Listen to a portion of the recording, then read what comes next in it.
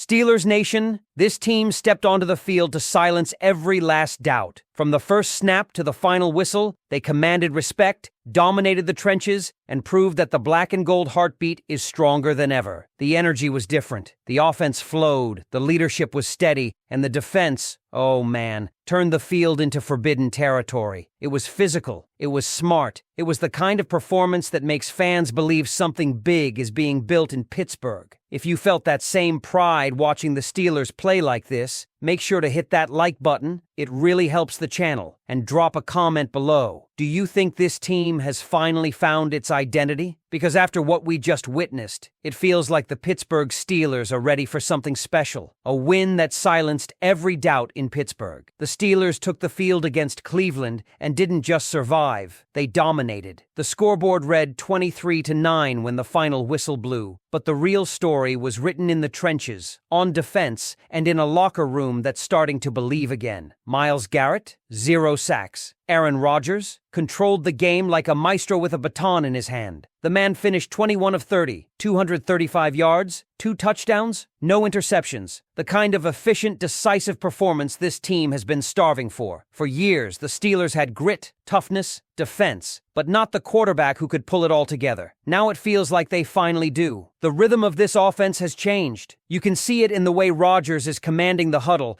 getting the ball out fast, and spreading it to the right guys. The Steelers mixed in those jumbo packages that Arthur Smith loves, pounding the ball on the ground and setting up play action that finally looked dangerous again. Jaylen Warren hit the gaps with purpose, and DK Metcalf, 4 catches, 95 yards, another touchdown, was once again the spark on the perimeter. The chemistry between him and Rodgers is growing week by week, and that's bad news for every defensive coordinator still on the schedule. But the unsung heroes? They were everywhere. Connor Hayward, the player everyone loves to underestimate, delivered one of the most impressive catches of the game, a contested grab on a broken play that showed pure awareness and toughness. Darnell Washington, too, finally got the kind of usage Steelers fans have been demanding. He wasn't just a blocker this time. He became a real target. 3 catches, 62 yards, and the kind of physical presence that made defenders bounce off him like pinballs. You could almost feel the collective sigh of relief from the fan base watching Mount Washington finally become part of this offense's heartbeat. Then there's Nick Herbig, 2 more sacks today. Every time he's on the field, something happens. That combination of him, T.J. Watt,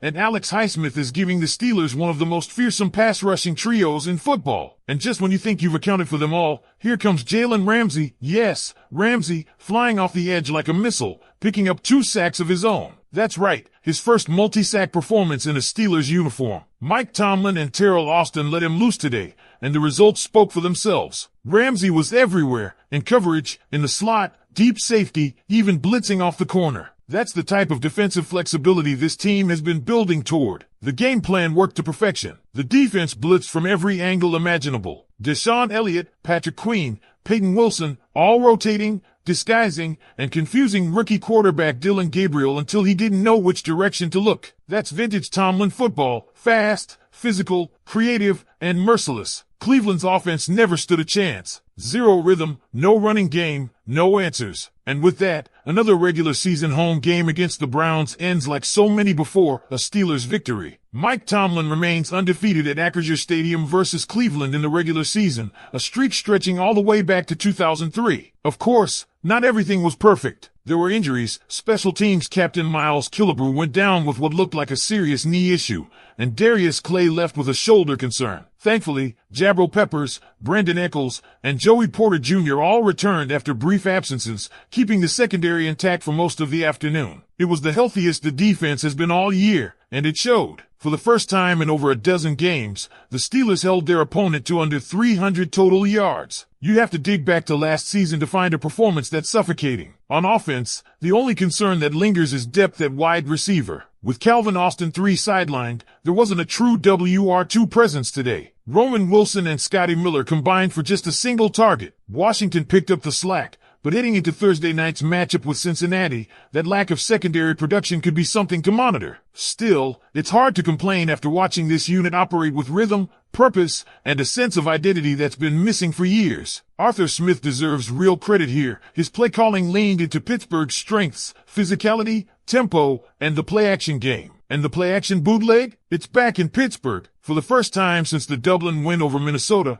Rodgers looked comfortable rolling out, buying time, and hitting targets downfield. Those under-center designs, forcing defenses to respect the run, only to get burned by a perfectly executed throw, are the kind of details that separate an efficient offense from an elite one. Rodgers missed one big downfield shot to Metcalf that could have been a 60-yard touchdown, but otherwise, his control was surgical. The man might not be the best quarterback in the NFL anymore, but he's the one the Steelers needed, a steady hand who turns structure into rhythm and pressure into poise. And while the outside world might still sleep on Pittsburgh, the AFC North standings tell a different story. The Ravens just lost again, this time to the Rams, falling to 1-5 heading into their bye. Cleveland is now 1-5 as well. Cincinnati, struggling at 2-3 and staring down another likely loss. Meanwhile, the Steelers sit at 4-1, firmly in control of their destiny. If oddsmakers still refuse to label them the favorites to win the division, maybe it's time to stop listening to oddsmakers. Now the test becomes consistency. Short week, division opponent, Thursday night lights. Cincinnati's season is slipping, but that makes them dangerous. The Steelers have been burned before on weeks like this, games where focus fades and overconfidence creeps in. Mike Tomlin knows it. He's already drilling it into the locker room. No letdowns, no traps, no breathing room. If this team wants to make a legitimate playoff run, every week has to feel like a statement game. So here's the question for you, Steelers Nation, after watching this kind of performance, after seeing Rodgers command this offense and the defense dominate from start to finish, do you believe this is the version of the Steelers that can finally take back control of the AFC North for good? Because what we saw against Cleveland wasn't just another win, it was the evolution of a team finally stepping into its full identity. This wasn't the sloppy, inconsistent Steelers offense fans had gotten used to. This was structure, purpose, execution. You could see it in the way the offensive line held their ground against one of the most feared defensive fronts in football. Myles Garrett was invisible, and that's not a sentence you say often. Arthur Smith's blocking schemes, those heavy sets with Spencer Anderson and Darnell Washington anchoring the edges, completely neutralized Cleveland's pass rush. The pocket was clean, the play calls balanced, and Rodgers thrived because of it. But make no mistake, this win wasn't just about play design. It was about attitude. From the first whistle, you could feel a different energy in that stadium. The defense was flying around, players were jawing, pads were popping, and the crowd fed off every hit. It felt like classic Pittsburgh football again, physical, mean, unapologetic. You saw veterans like T.J. Watt and Alex Highsmith set the tone early, collapsing the pocket and forcing Gabriel into mistakes. And then Nick Herbig came in like a lightning bolt off the bench, adding 2 more sacks to his season tally and reminding everyone why depth on this defense is such a weapon. Jalen Ramsey was the perfect symbol of that mindset. Coming off a hamstring injury, he could have eased back in. Instead, he played everywhere, corner, slot, deep safety, and still found time to blow up plays in the backfield. 2 sacks, multiple pressures, and constant communication on the field. He was the quarterback of the defense. What Pittsburgh has now with Ramsey, Queen, Watt, and Minka healthy together is the kind of defensive nucleus that can terrorize opponents in January. It's the blueprint Tomlin's been trying to build for years: versatility, aggression, and trust. And that trust extends beyond the defense. You can see it between Rodgers and Arthur Smith, between the linemen and their running backs, between a team that's finally buying into a shared vision. There's a belief taking shape, not the loud, boastful kind, but the quiet conviction of a locker room that knows it's turning a corner. When you start 4-1 in this league, it's not an accident. It's the product of weeks of work, of adjustments, of resilience. Remember how ugly things looked after week 1? The questions, the skepticism, the frustration? This group didn't flinch. They adapted. They got tougher. The offense has learned to lean on what it does best: run the ball, control the tempo, and hit defenses where it hurts most. Play action. Rodgers isn't throwing for 400 yards a game, but he's making every throw count. He's efficient, calm, and precise. There's a reason he hasn't thrown an interception yet this season. Every read, every check down, every adjustment at the line, it's what Pittsburgh's been missing since the peak of Big Ben's era. And that efficiency is contagious. The receivers are sharper in their routes, the line communicates cleaner, and the running game feeds off it. Speaking of the ground attack, Jaylen Warren continues to prove he's more than just a spark plug. His second half runs against Cleveland broke the Browns' will. He ran through contact, extended plays, and gave the Steelers that physical identity that's been their calling card for decades. Every time he lowers his shoulder, it's a reminder of what Steelers football means: toughness, grit, and balance. And now, with the addition of Darnell Washington as a legitimate passing threat, that offense just became even harder to defend. But let's not overlook the coaching. Mike Tomlin deserves his flowers. Critics love to question his adaptability, yet this team has adjusted more in 5 weeks than some franchises do in 5 seasons. He's allowed Arthur Smith to reshape the offense, empowered Terrell Austin and the defensive leaders to experiment, and kept his locker room focused through injuries and noise. That's leadership, the kind that doesn't show up in press conferences, but on the scoreboard. The standings tell the story: 4-1, first in the AFC North, a chance to go 5-1 with a win on Thursday night. The Ravens are reeling, the Browns are broken,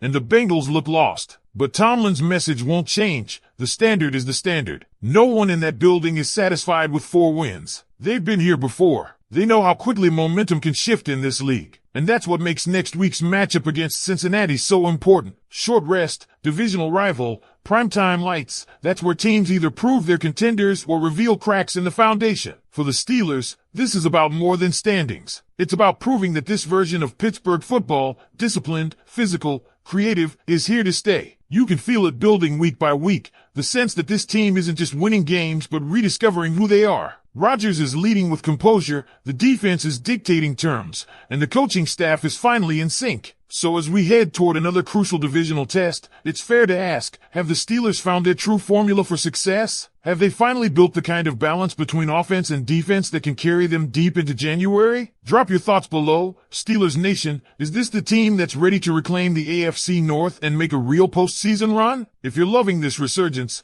make sure to hit that like button, subscribe for more exclusive Steelers coverage, and stick around. We've got more analysis, film breakdowns, and fan reactions coming up. The victory over Cleveland was just the beginning, and the story of this season is only getting started.